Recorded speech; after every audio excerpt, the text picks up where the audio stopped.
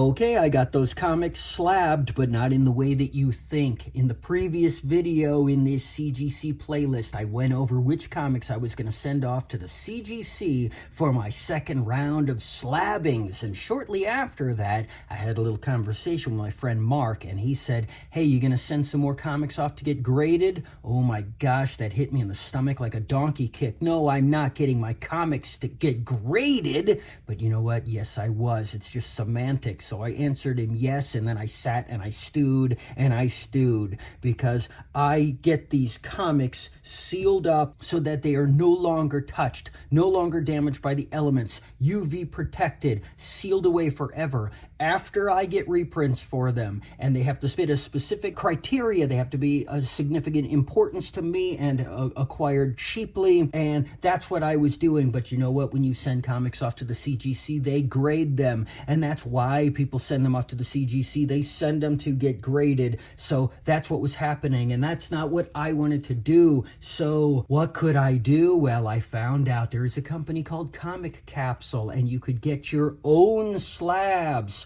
at less than a fourth of the price, maybe 20% of the price. And instead of waiting 3 months to get them back, they came in a couple of days. And so that's what I did. I got some Silver Age cases, and I got some Modern Age cases, and I have 4 more cases in case I want to seal up anything in the future. But these are the comics that I got done. Now, you do have to put them in a bag before you put them in here, because the back plastic is a slightly different material than the front plastic for whatever reason. And if you put in an old comic raw, over time the ink will stain the back plastic. This is something they just discovered in the last couple days, which is perfectly fine because I was always going to put mine in a bag inside anyways, hold it all together, slide it in. I mean, these things aren't waterproof, but they are UV resistant. They're nice and sturdy. They got this hole here in case you wanted to hang them. You can put a label. They have like a website you can go to on how to print labels if you want to do that.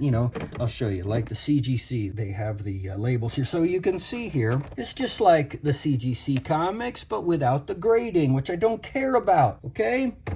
So let me show you what I did. Here is that Flash comic from 1959, issue 109, second appearance of the Mirror Master. This was the comic that was on the wall at the comic store on my very first trip to the comic store when my dad took me there and pointed up on the wall and said, hey, I had that as a kid. So here it is, slabbed up. Nice, right? Here's a comic I got today. Sergeant Fury and his Howling Commandos, issue 10. This is my oldest Marvel comic. I got this, what did I say, $12.99? 1964 Marvel Comics. I had my 1965 Marvel Comics Spider-Man issue 31. And then in a previous video, I showed how I got this Avengers number 28. This is Marvel Comics 1966.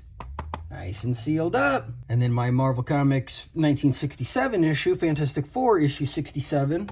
My Marvel Comics from 1968, Iron Man issue 8. And my Marvel Comics from 1969, X-Men issue 55. And then we go to the first appearance of Iron Fist, signed by his creator to me from the year I was born. And then my very first comic I ever got, December of 1980, Pink Panther, issue 78, and then the very first comic I ever went out and bought on my own with my own money, deciding comic books is a thing I'm gonna get. Here it is, Power Man and Iron Fist, issue 121 from 1985. And there we go.